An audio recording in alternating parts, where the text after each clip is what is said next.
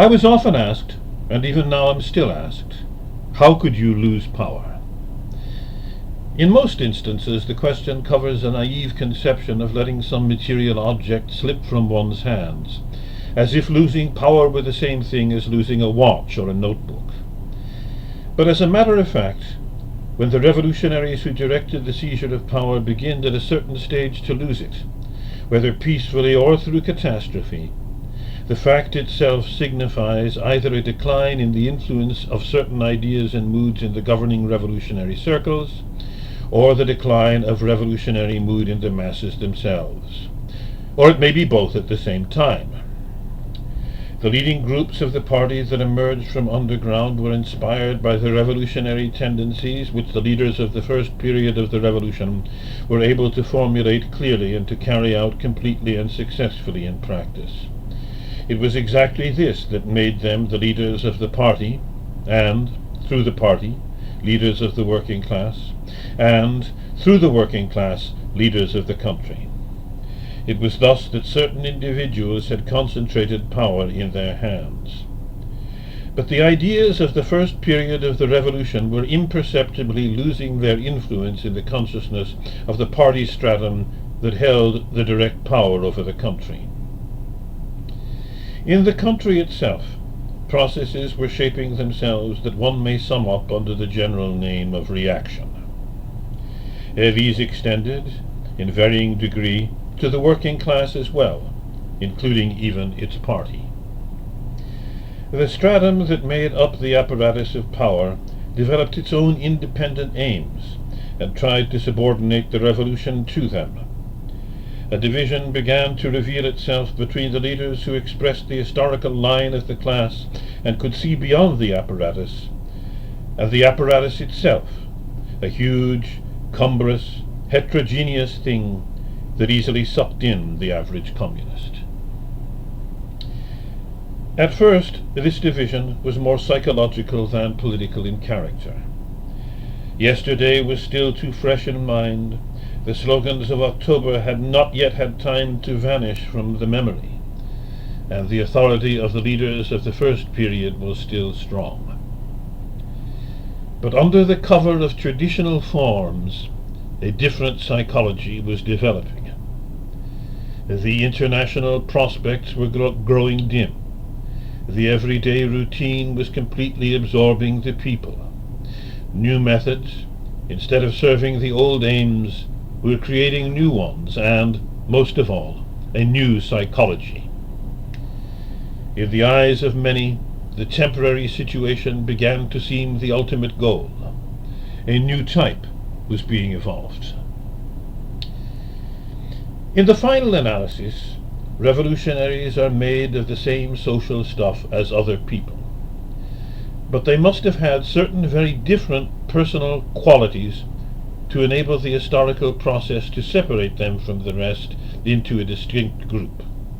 Association with one another, theoretical work, the struggle under a definite banner, collective discipline, the hardening under the fire of danger, these things gradually shape the revolutionary type. It would be perfectly legitimate to speak of the psychological type of the Bolshevik in contrast, for example, to that of the Menshevik. And I, sufficiently experienced, could tell a Bolshevik from a Menshevik even by his outward appearance, with only a slight percentage of error. This doesn't mean, however, that a Bolshevik was always and in everything a Bolshevik. To absorb a certain philosophical outlook into one's flesh and blood, to make it dominate one's consciousness, and to coordinate it with one's sensory world is given not to everyone, but only to a few. In the working masses, a substitute is found in the class instinct, which in critical periods attains a high degree of sensitiveness. But there are many revolutionaries in the party and in the state who come from the masses, but have long since broken away from them, and who, because of their position, are placed in a separate and distinct class. Their class instinct has evaporated. On the other hand, they lack the theoretical stability and outlook to envisage the process in its entirety. Their psychology retains many unprotected surfaces which, with the change of circumstances, expose them to easy penetration of foreign and hostile ideological influences. In the days of the underground struggle, of the uprisings and the Civil War, people of this type were merely soldiers of the party.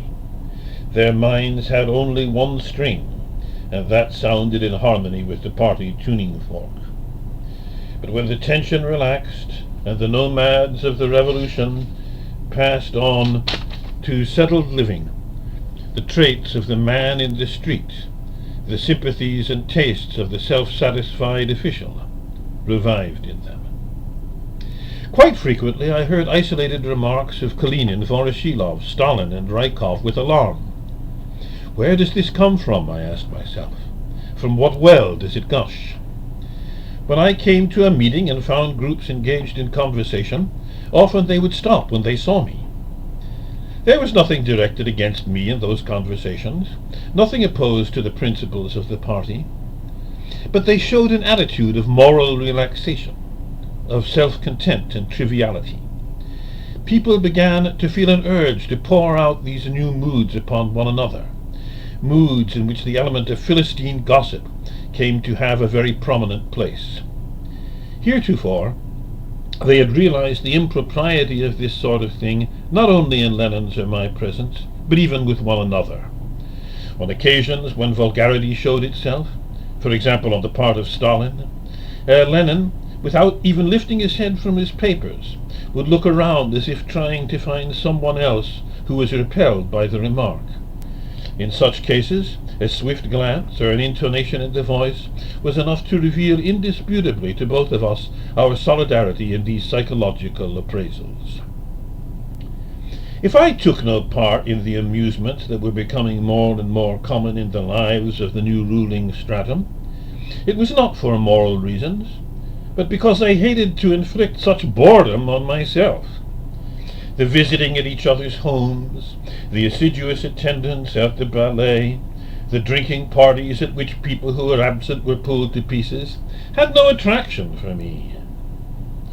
The new ruling group felt that I did not fit in with this way of living, and they did not even try to win me over. It was for this very reason that many group conversations would stop the moment I appeared, and those engaged in them would cut them short with a certain shamefacedness and a slight bitterness toward me. This was, if you like, a definite indication that I had begun to lose power. I am here limiting myself to the psychological aspect of the matter, and disregarding its social basis, that is, the changes in the anatomy of the revolutionary society. In the final reckoning, it is, of course, these latter changes that decide. But in actual life, it is their psychological reflection that one encounters directly. The inner events were developing rather slowly, facilitating the molecular processes of transformation of the upper stratum, and leaving no opening for contrasting the two irreconcilable positions before the masses. One must add that the new moods were for a long time, and still are, disguised by traditional formulas. This made it all the more difficult to determine how far the process of metabolism had gone. The Thermidor conspiracy at the end of the 18th century, prepared for by the preceding course of the revolution, broke out with a single blow and assumed the shape of a sanguinary finale. Our Thermidor was long drawn out. The guillotine found its substitute, at least for a while, in intrigue. The falsifying of the past, systematized on the conveyor plan, became a weapon for the ideological rearming of the official party. Lenin's illness and the expectation of his return to the leadership made the temporary situation indefinite, and it lasted, with an interval, for over 2 years. If the revolution had been in the ascendancy, the delay would have played into the hands of the opposition. But the revolution on the international scale was suffering one defeat after another, and the delay accordingly played into the hands of the national reformism by automatically strengthening the Stalin bureaucracy against me and my political friends. The out-and-out Philistine, ignorant and simply stupid baiting of the theory of permanent revolution grew from just these psychological sources. Gossiping over a bottle of wine or returning from the ballet, one smug official would say to another, "He can think of nothing but permanent revolution." The accusations of unsociability, of individualism, of aristocratism were closely connected with this particular mood. The sentiment of not all and always for the revolution, but something for oneself as well, was translated as down with permanent revolution. The revolt against the exacting theoretical demands of Marxism and the exacting political demands of the revolution gradually assumed, in the eyes of these people, the form of a struggle against Trotskyism. Under this banner, the liberation of the Philistine in the Bolshevik was proceeding. It was because of this that I lost power, and it was this that determined the form which the loss took.